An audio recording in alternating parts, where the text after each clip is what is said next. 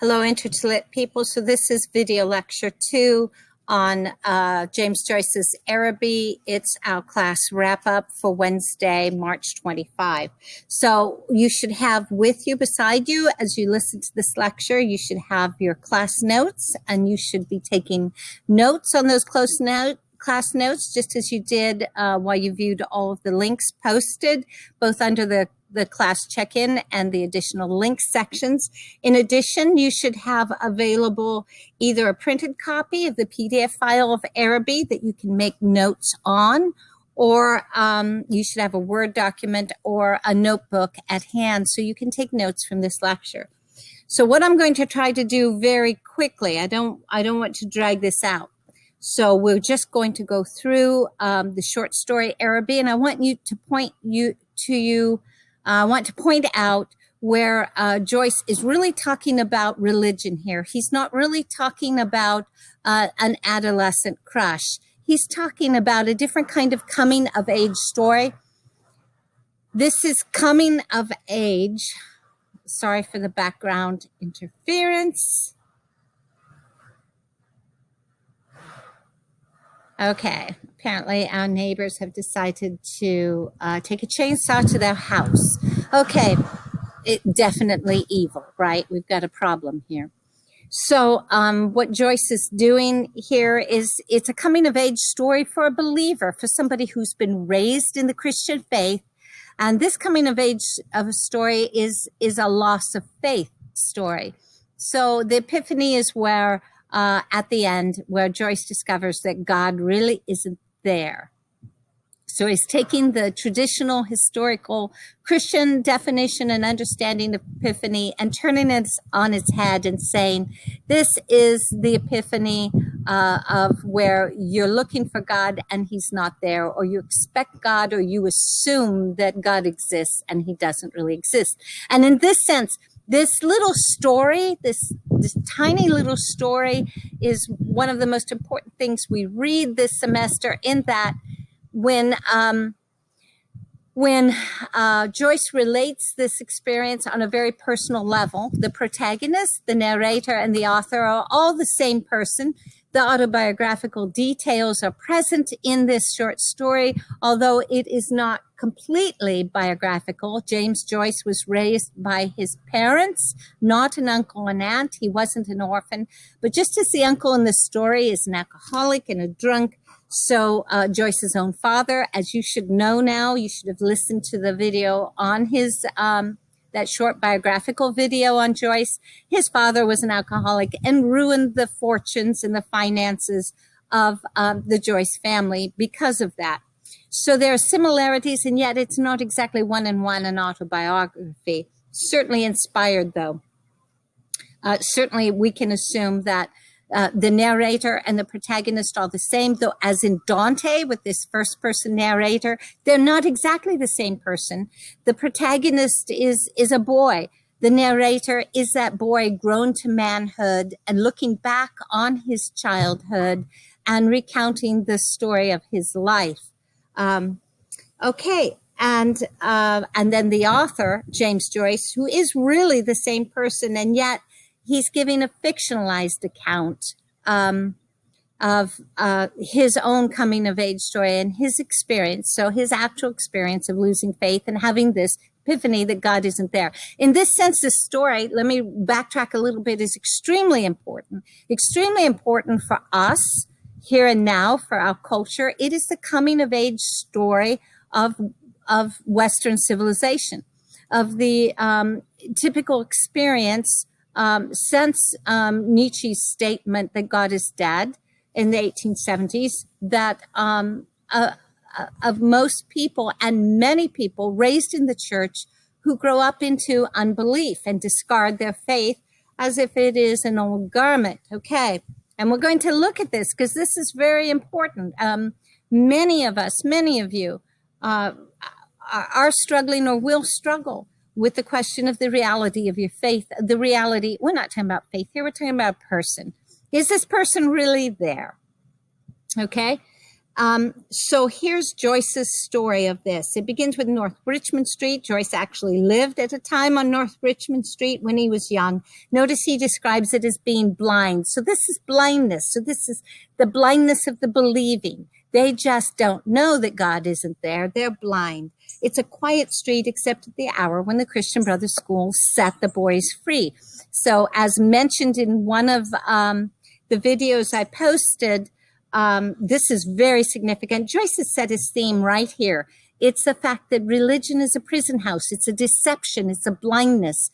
And that believers, Christians, but we can generalize this in our context, which was quite beyond Joyce's ability to imagine, where Islam and Eastern mysticism have as much are making are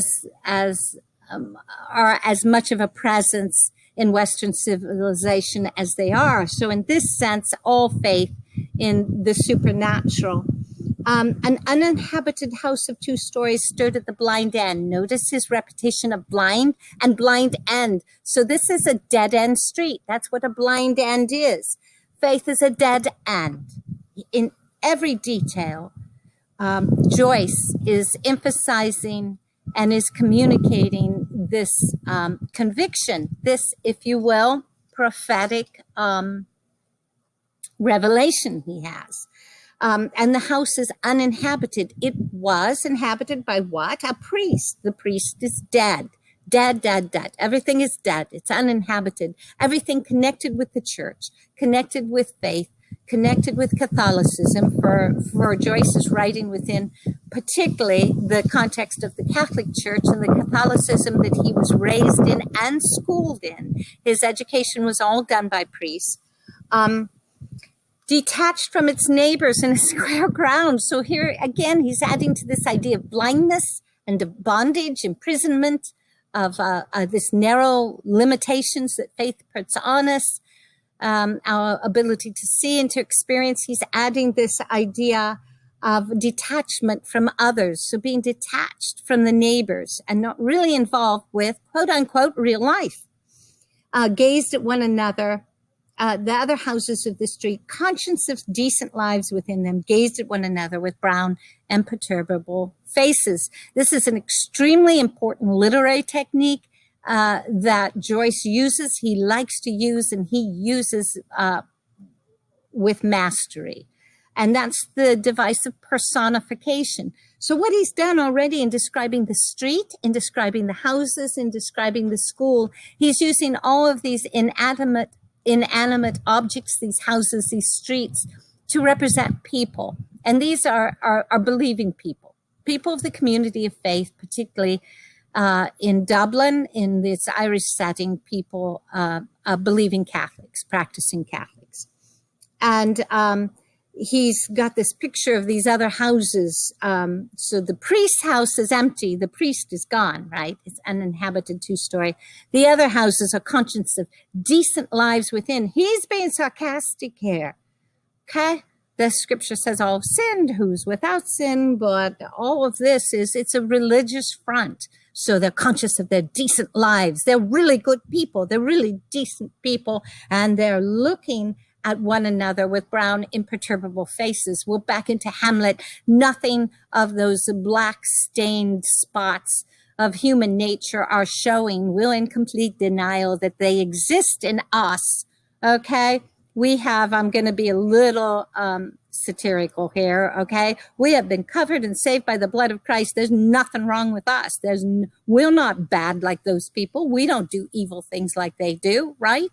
And this is what Joyce is seeing beneath these kind of statements, the human nature that's still all too present in these other houses with their self-consciousness. I'm a decent person. And their brown, imperturbable faces. Let's move on. The former tenant of our house, a priest. So the narrator is living. He has taken up residence in the uninhabited house.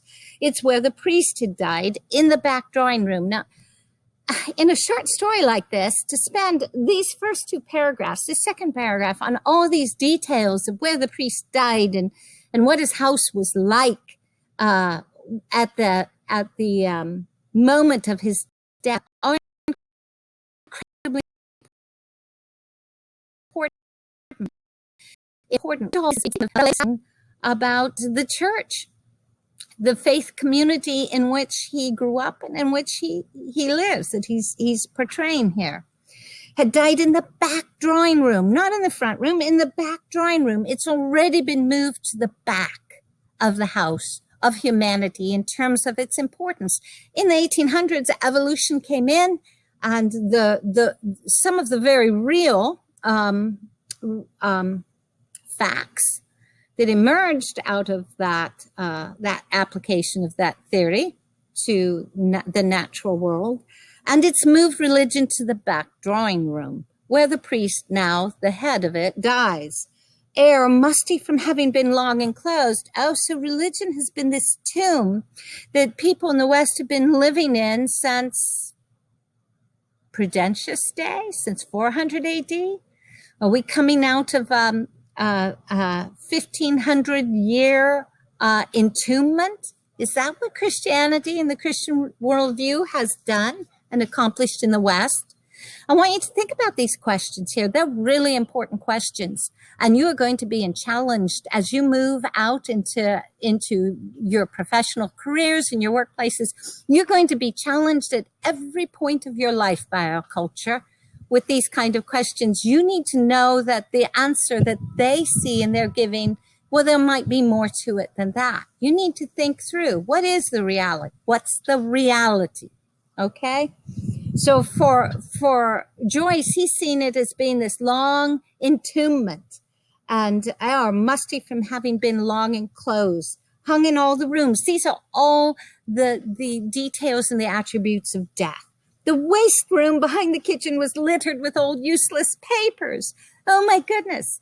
He's emphasizing that it's all been a waste. It's just littered. I mean, the Holy Scriptures, the writings of the early church fathers, they're just useless papers. The testimonies of the early Christian martyrs. He's symbolizing these. He's encapsulating these with this waste room behind the kitchen littered with old useless papers. Among these, I found a few paper-covered books, the pages of which were curled in damp. They're old and they're moldy. You know, there's no life here. This is a tomb. This is where death reigns. You've got that? And then he goes through the Abbot, the Devout Communicant, and the Memoirs of Vidocq. And I think I already talked about those in video lecture 1. I mean, the Abbot, it's a fantasy story. And it's the Abbot. So it's not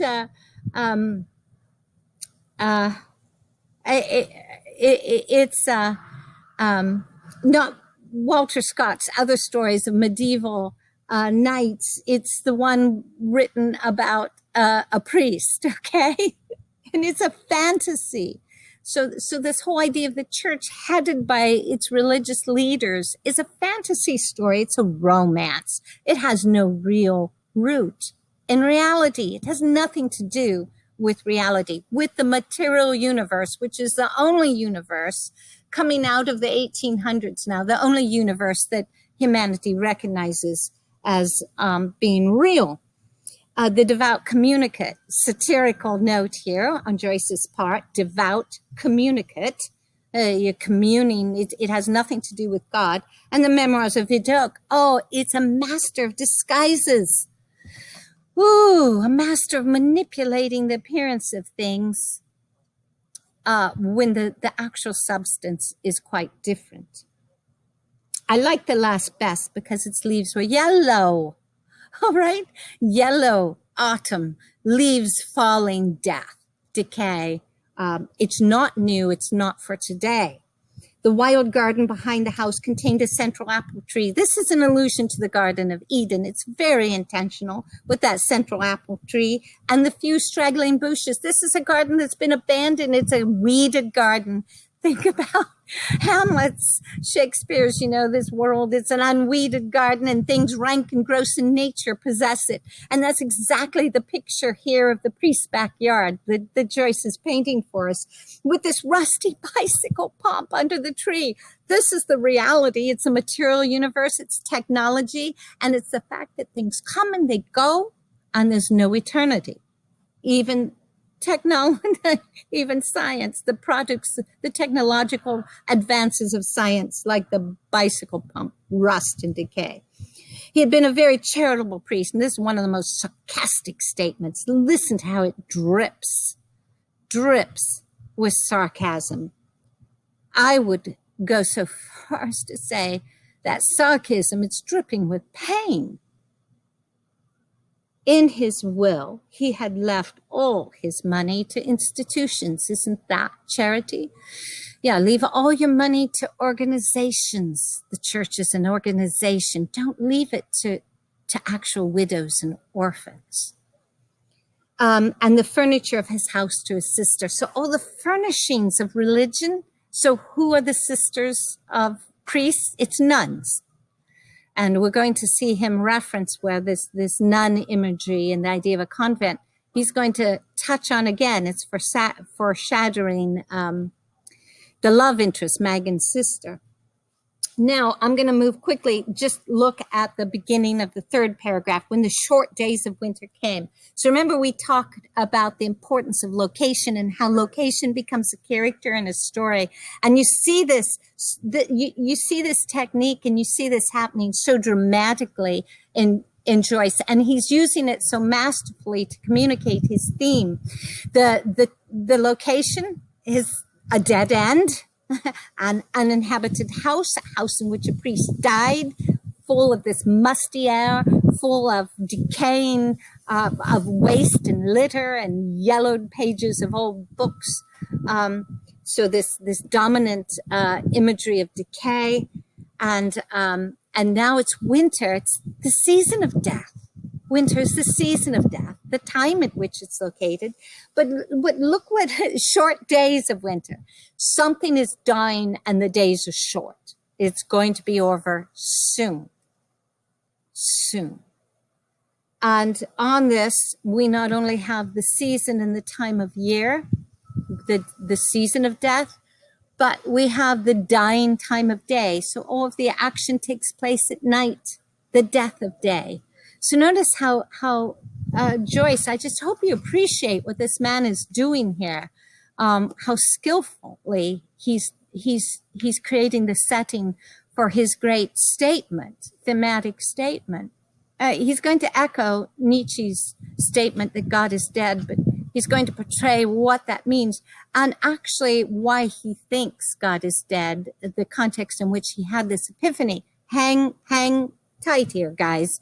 This is worth pursuing to the end, no matter how painful or distasteful it might be to those of us who are passionate and zealous for our Lord and for his reputation. So hang with me here. This is actually good for us to hear this point of view. It's honest. Joyce is speaking honestly, okay? This is a man who in his youth wanted to be a priest. So in the portrayal of this adolescent crush for Mangan's sister is Joyce's whole love affair with the church. He's passionate, he's ardent, he's prophetic. He's alive to what's beneath the surfaces of things, and he has been incredibly disappointed. We might go so far as to say betrayed at the deepest part of his being. This is a man who feels betrayed by the church and by his faith. He feels like they've tricked him, okay? So dusk fell before we had well eaten our dinners. When we had met in the street, the houses has grown somber. There's a seriousness about this transition that's about to happen. And then he goes on as the lamps of the street. And what do they do in this darkness? Lift their feeble lanterns. So everything connected with the church in this short story is going to be described in terms of weakness and feebleness, against an encroaching darkness, a coming and a growing darkness that's going to eventually shut that light out completely. So then in this third paragraph, I'm going to call your attention to is where he says, if my uncle was seen turning the corner, we hid in the shadow until we had seen him safely housed. Safely housed. So why are they afraid of his uncle? He's coming home drunk, guys. And I'm going to show you where this appears later. I mean, it's not an obvious, nowhere does Joyce say the uncle is drunk. He sure describes it. This is the first inkling we have that, yes, the boys don't feel safe until he's safely housed and he's off the street. And then they wait and look, our shadow. We watched her from our shadow. We left our shadow, shadows, the shadow, the valley of the shadow of death. That's what Joyce is in. At this stage of his life, what he's doing is entering in a time of questioning his faith. And I would put it this way, dying to his faith. So he's dying to God. It's not necessarily that God is not there. Are you with me, guys? Because many of you are going to face this challenge, and the decision is not going to be whether God exists or not. He is there. And we're going to see Flannery O'Connor brilliantly respond to this, our culture's understanding of God's death. But perhaps it's our dying to his presence. Perhaps we're the ones dying. But in Araby, as in our culture at large, as in the rise of postmodern atheism, they see it as being God's death and a coming to life. So Joyce is going to understand in Araby, we just see him going through the death throes and the agony of dying to his faith and dying to God's presence. And he understands this as coming alive to the epiphany, having the epiphany, the revelation that God is not there. But later on, then Joyce is going to advocate, as we see, as has been advocated by Nietzsche, as was advocated by Nietzsche. They're going to see this as being a great freedom and celebrating it as a freedom. But I might recall your attention to Joyce's deathbed, which is not a pretty sight when you read about his death. Is when you read about the deaths of so many people of his time period, like Oscar Wilde, for example, that on their deathbeds find this great celebration of freedom from their God, and that Stephen Fry talked about, the liberation makes things simpler, more freedom. So that initial experience of freedom, and by initial, I mean, this can be years and years of a lifetime, but that initial freedom of that initial experience of freedom and exuberance and crossing into previously forbidden territory morally and forbidden moral grounds, and in other ways, experientially, in terms of sensation, sensory experience, you're going to see that boomerang back on them on the deathbeds in real life. And Joyce, I can never read about Joyce's death without feeling a great deal of sadness. What if he had encountered the Spirit of God in all of his fullness, real life, during this questioning period of his life? I'll leave that to you guys to think about. Let's move on and move through this story. So Mangan's sister, who belongs to a convent, so it's not clear, but when he describes her even in terms of brown, she's in brown, it sounds like she's a novitiate. And again, one of our commentators in one of the video links talked about this as well. Anyway, let's move on then from the shadows. There's more imagery here because where she's portrayed, we have this same portrayal of, like, if you looked at those paintings of the Virgin Mary, standing, looking down, her head cocked downwards, her blue flowing robes, and always the Virgin Mary in paintings is backed by this aura of light, right? She's framed by a background light or aura, which is how Mangan's sister is described in great pains, in great detail. Joyce is being very precise and intentional in his description of Mangan's sister to mirror descriptions of the Virgin Mary. Again, she's representing the church. And then he goes on, so towards the bottom of page 1, every morning I lay on the floor. He talks about the blind was pulled down to within an inch of the sash. Again, he's playing on that word blind. We are in the presence of a masterful writer. And he's using this, being pulled down. Is this an intentional kind of blindness? Is that what people are doing here? And then her brown figure. So again, that brown figure, the garb, the robe of a novitiate. And in the last paragraph, her image accompanied me even in places the most hostile to romance. So now we're walking into reality. We're walking down the streets of reality. And what do we find there? We found drunken men, bargaining women. I'm referencing the paragraph at the bottom of the page. Curses of laborers, shrill litanies of shop boys standing on God. I mean, these litanies, they're trying to get people to buy. What are they selling? Barrels of pig's cheeks. Now, James could have chosen, there are a lot of other things being sold on the streets of Dublin. These are the details he chooses. Why? Pig's cheeks.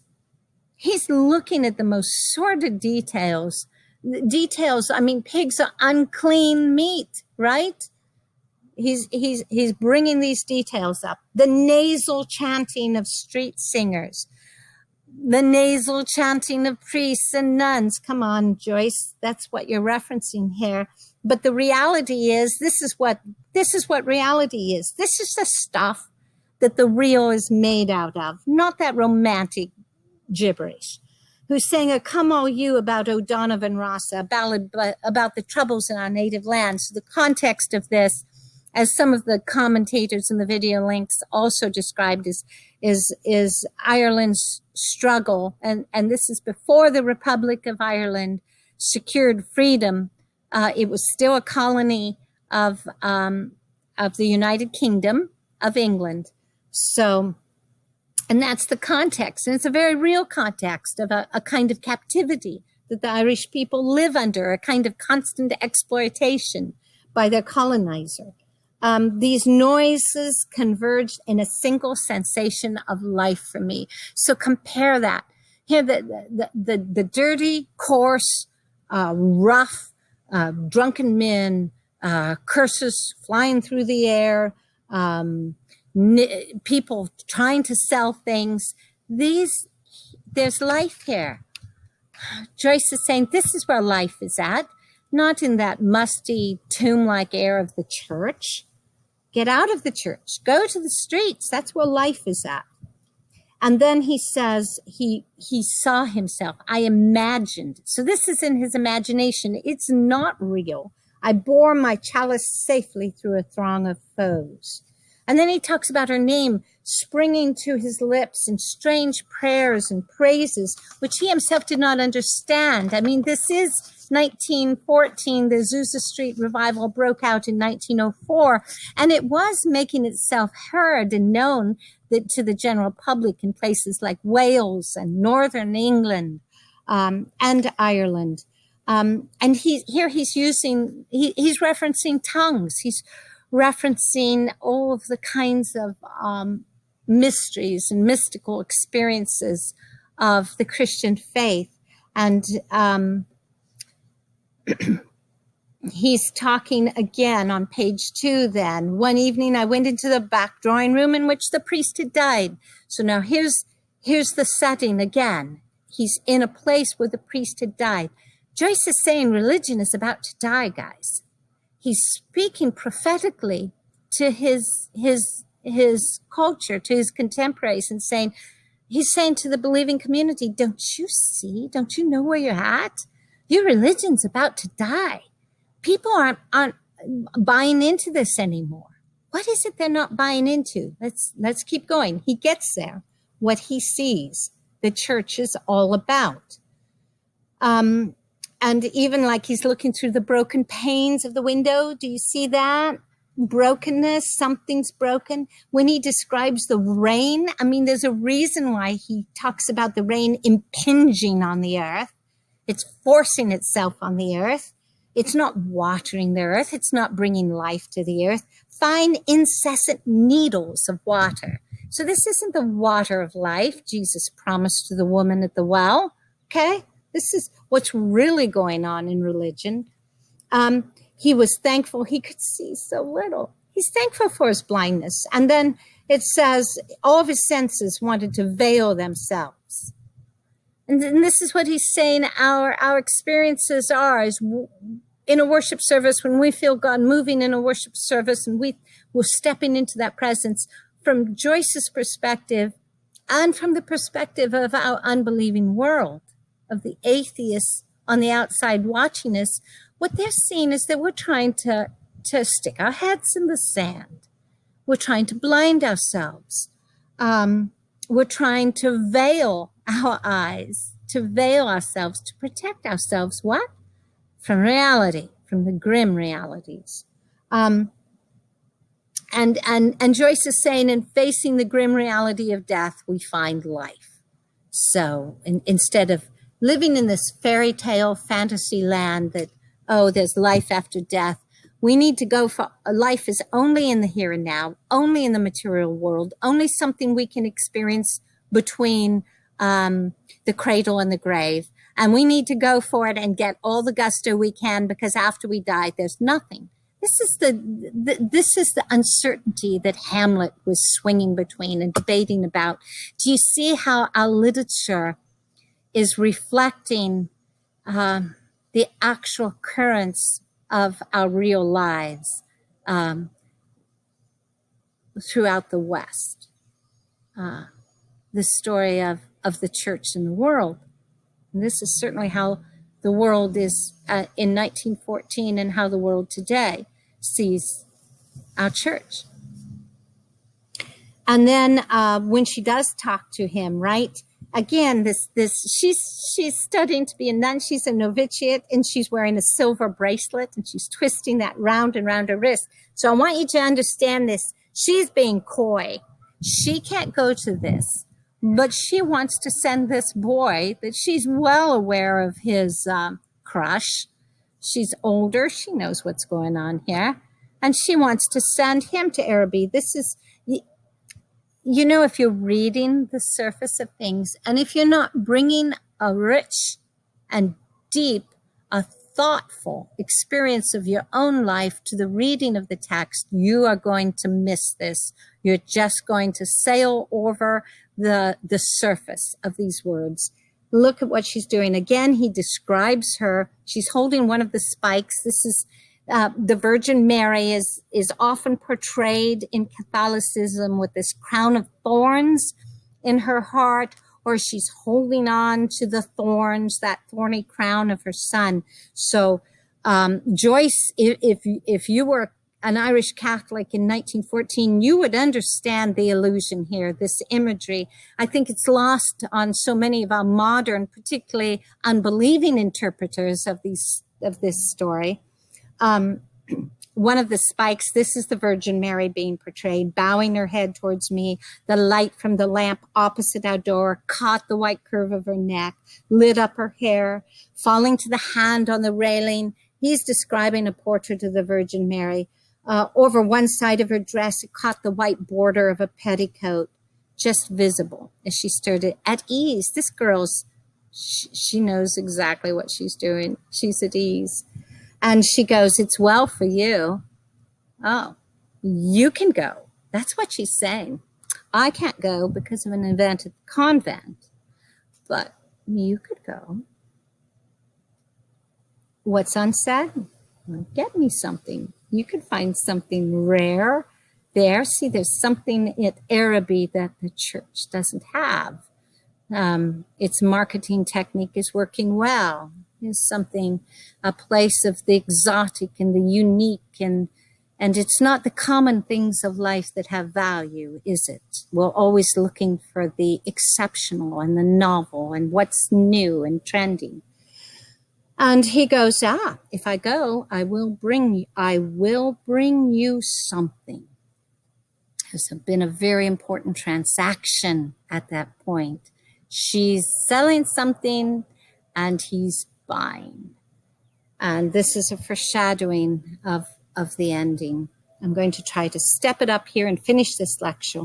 He talks about innumerable follies. So this is the older guy looking back, and it takes him away from the serious work of life. Okay, religion disengages us, like the houses are detached from their neighbors, disengages us from the serious work of life. So often will this is the cry of social justice and I grew up in this,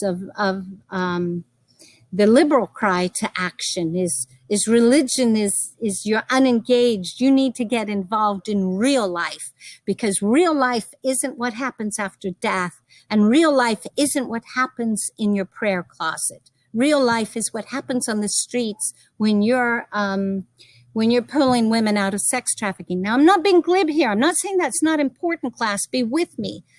But notice how Joyce is seeing this and how unbelievers understand this. And could they see it as anything else because they've never experienced perhaps real life?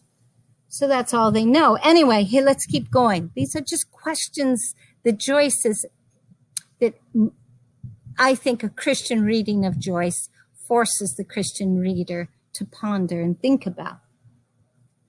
Okay, so we go on down, and there he's noticed the mention of the clock at the bottom of the page, the second to the bottom of the page. There's a foreshadowing, because he goes upstairs, and those high, cold, empty, gloomy rooms liberated me. Do you see that? It's about 9 lines up from the bottom on page 2. The high, cold, gloomy rooms liberated me. I went from room to room singing. Well, he's about to go into a place where he's going to have an epiphany, and that's at Araby. And this is a foreshadowing of that. When he comes downstairs, he finds Mrs. Mercer there. Look at the description of her. She's an old garrulous woman. And this is one of the 2 names that Joyce uses. Mercer suggests both mercy and mercenary. And yes, what Joyce is saying here, guys, he's equating the church with Araby. What the church is really about, people. As Joyce looks in, it's all about money. The church is using people's sinfulness. It's using this mixture of evil and good, the character that is in our human nature and is in our world. He's not taking Milton's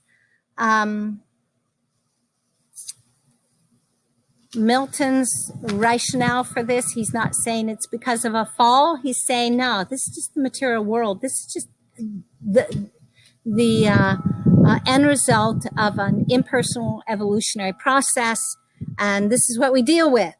And the church, faith, religious people, they've just found a way to make money off this by making people feel guilty for just being human beings, for being, in Milton's term, the terms of Paradise Lost, animals. We're just another kind of animal. We don't hold the animals to a moral standard. Why should we hold ourselves to a moral standard? Why do we go through this agony of guilt and shame, of having a conscience? Do animals have consciences? And we're just an animal. So there's a liberation here to be an animal. You follow the logic here and the development of the theme, and where it ultimately takes its given the context of Milton's Paradise Lost, if that context is true. So here's Mrs. Mercer, and he's equating mercy with offering mercy to people for mercenary purposes to make money off them. She's a pawnbroker's widow. What does a pawnbroker deal in? Broken dreams.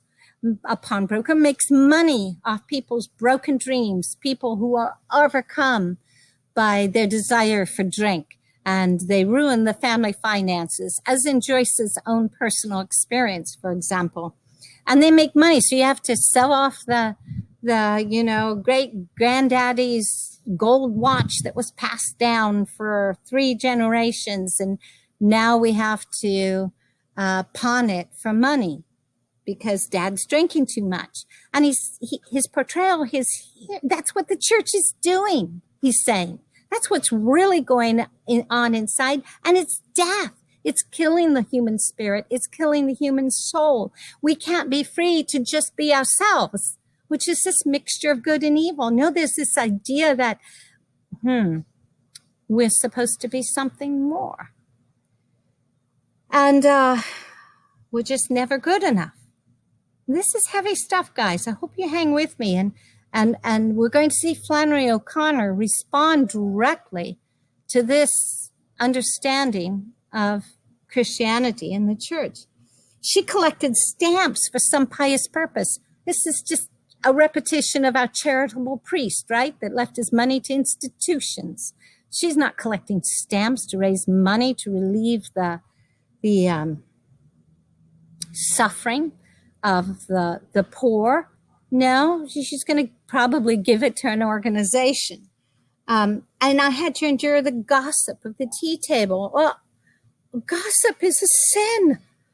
Jesus is very clear about how we're supposed to guard our word. She's an old gossip. She's a pawnbroker's widow. She's still running the family business, even though her husband's gone. Understand that she's sitting at that table not for a social visit. She's waiting for the uncle to come home. Why? He's been drinking. Yeah, he probably owes her money and she's there to collect. Or she's there to pick up something and give him money for it because he needs money. She's there on business, guys. And Joyce makes that very clear with the details. Still, my uncle did not come. And when the uncle doesn't show up, Mrs. Mercer lives because she's not there for a visit. She's there for business. She can't wait any longer. So it's night. And now notice how the aunt says, you're going to have to put off your bazaar for this night of our Lord. And this is calling forth the Feast of Epiphany, the night of our Lord, the Lord's revelation. And that's an awkward thing, awkward comment put into the aunt's mouth. It comes out as something unnatural that his aunt would speak. Oh, that term, the night of our Lord, Joyce has it there for a reason.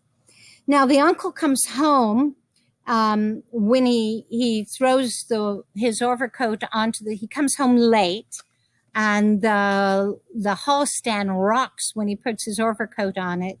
And the boy says, I could interpret these signs. The uncle's drunk. Okay, that's why he comes home late. He's drunk. And he's staggering. And he throws his wet overcoat and it staggers. When he was midway through his dinner, so the boy's keeping a low profile here. I asked him to give me the money, and the uncle, well, people in bed, and the aunt is advocating for the boy. Well, he planned on going. You've been late, and so the uncle says he was sorry. And then I don't know your experience with drunks, but there are sad drunks and apologetic drunks. And right now, he's kind of an apologetic drunk. Oh, I'm sorry. All work and no play makes Jack a dull boy. It's not really funny. And then as the boy leaves, he breaks out in this again, I have known drunks to do this, break out in a song. He breaks out in a resuscitation of the Arab's farewell to his steed. Again, even that it's a farewell. The boy is about to say farewell, not just to his first childhood crush, but to something much larger and much more important and defining and to his life, and that's his faith. So notice we'll bring this to a close. As he heads out, the street